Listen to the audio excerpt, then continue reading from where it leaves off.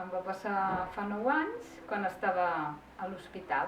Havia de tenir la meva filla per una preeclàmpsia, que és una pujada molt bèstia de tensió. Em va venir una hemorràgia cerebral, que em va deixar afectada tota la part dreta del cos i la parla, etc.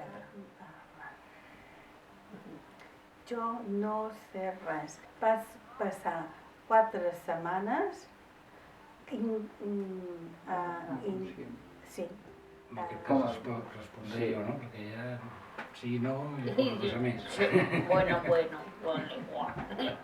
Això va ser un divendres sant d'ara fa 3 anys i mig. Jo em vaig aixecar i me la vaig trobar estesa al sofà. No parlava, no es movia. Quan va veure que no es movia, doncs vaig trucar al 112. Me van dir que això era un codi ictus. Jo estava dormint, era un dia d'estiu, estava dormint, i a la matinada em vaig despertar, em vaig anar a aixecar-me, i vaig caure a terra i ja no em vaig poder aixecar, em vaig veure que no em podia moure, tenia mig cos que estava paralitzat, que no podia moure. Estava al lavabo per anar a buscar la meva nena a l'escola i vaig sentir com un parpell gros aquí i vaig mirar al mirall i vaig veure que se m'arronsava tot el llavi cap amunt. Vaig cridar al meu marit perquè em trobava molt malament i parlava com a borratxa i la sensació de dir que m'està donant una embòlia. Un día normal, habíamos ido los dos a trabajar y a la vuelta coger a los perros para irlos a pasear y me dijo que no veía por el ojo izquierdo, como que no ves. Pues al cabo de las 2 horas le dio el derrame cerebral. Era una nit, estava tombat al llit, em vaig notar que el braç no el podia... Bueno, com un formigueig al braç i la meva parella em va dir que se'm notava el llavi cap a baix i res. Em vaig aixecar, vaig avisar a tota la família i que havien d'anar a urgència ja.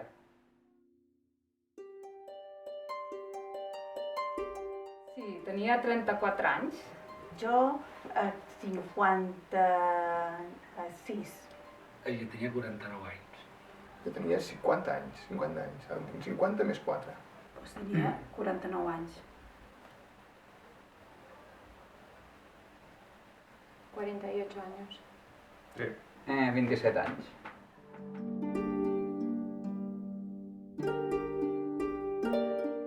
En la vida, jo no sabia ni el que era. No en tenia res. Ai, Això és algo, jo Sí, crec que és algo que per mai ell. penses que et pot passar, que està dins de les possibilitats. por favor. Tothom el que surt al carrer té la possibilitat de tindre qualsevol cosa, Por favor. però no penses en això. No, evidentment jo no ho podia imaginar mai. Jo soc de formació i de professió metge, per tant jo sabia que això toca i que et pot tocar, i és veritat que jo probablement ne tenia un que jo com a metge no me'l controlava bé, que era la hipertensió, però evidentment no em pensava mai que això em pogués passar.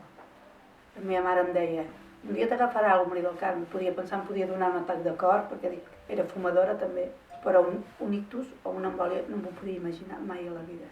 No. Nunca. Jove com jo sempre dic que alguna cosa no havia de passar a la vida, no sé per què, però tan jove no.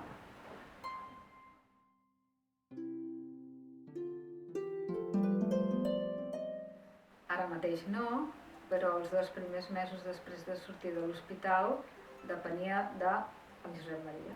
Ja dins de la UCI, quan estava a la UCI, veies que era una cosa molt grossa i que necessitaria molta atenció.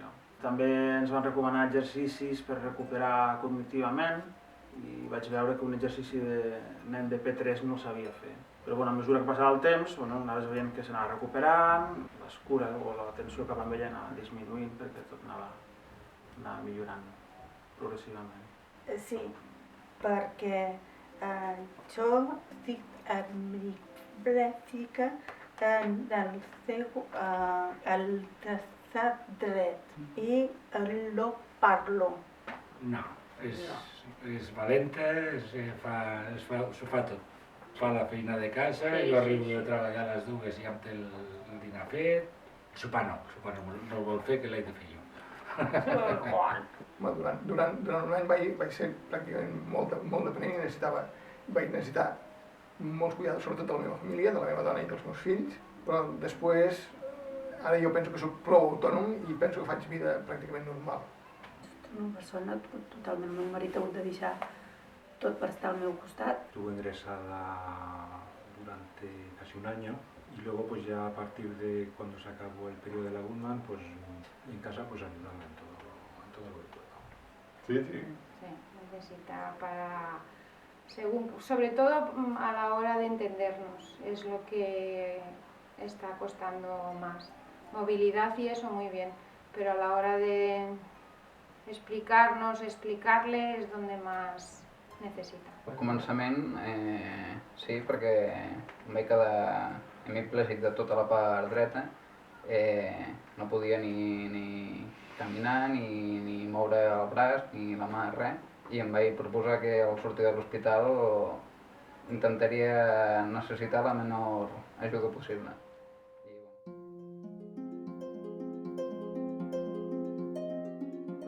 Doncs el principal canvi va ser que va néixer ella. Com te dius? Núria, I quants anys tens?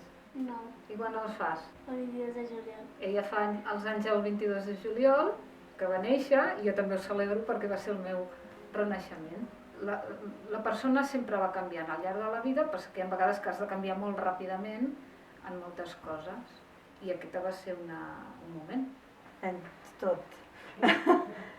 Jo abans treballava, conduïa, totalment. Ella, com abans he dit, és una lluitadora, tota la vida ha treballat, teníem un negoci propi, vivia por i per al negoci, a part dels fills i jo. Arriba un moment que ja no pot fer res perquè, clar, a part de la parla que li va quedar afectada, doncs la mobilitat de la part dreta també la té una mica afectada, però per treballar no està. En poc. És a dir, jo intento fer la vida normal que feia abans. Sé que no és el mateix, costa fer certes coses físicament i després l'altre és per la valoració, és a dir, ha canviat el valor del món, el valor de les persones, per mi ha canviat la comprensió, jo penso que ara soc molt més comprensiu que abans. Doncs en tot, he canviat en tot, en totes les meves il·lusions. Ahir precisament parlava la meva filla amb mi, deia, trobo a faltar que la meva mare no em pot acompanyar a mi. Clar, sí que la puc acompanyar amb cadira de rodes.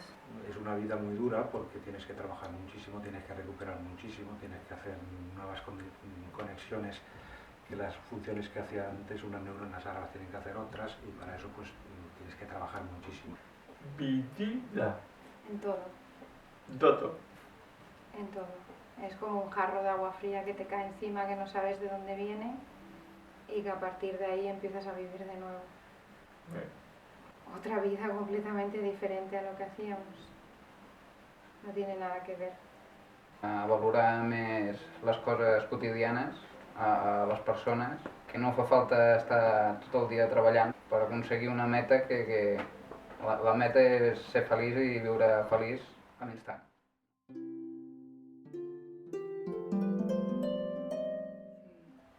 Sí, al cap d'un any i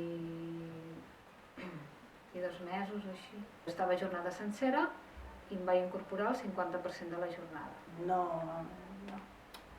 No, tornar a treballar no, perquè a part de la dificultat de la parla, de la part dreta sempre, però tornar a treballar no.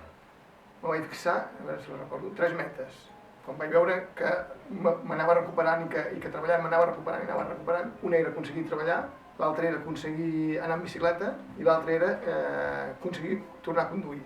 I més o menys penso que les he aconseguit les 3. M'he reincorporat, necessites molta ajuda dels teus companys al principi. Doncs no, desgraciadament no. Com t'he dit abans, tinc l'invalidez total. M'encantaria, però m'és impossible.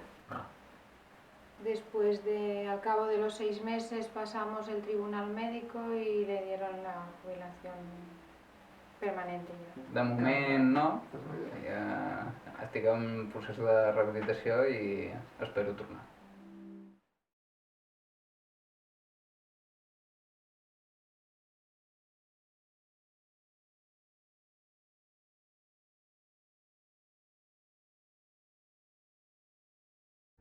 Que mai estaràs sol.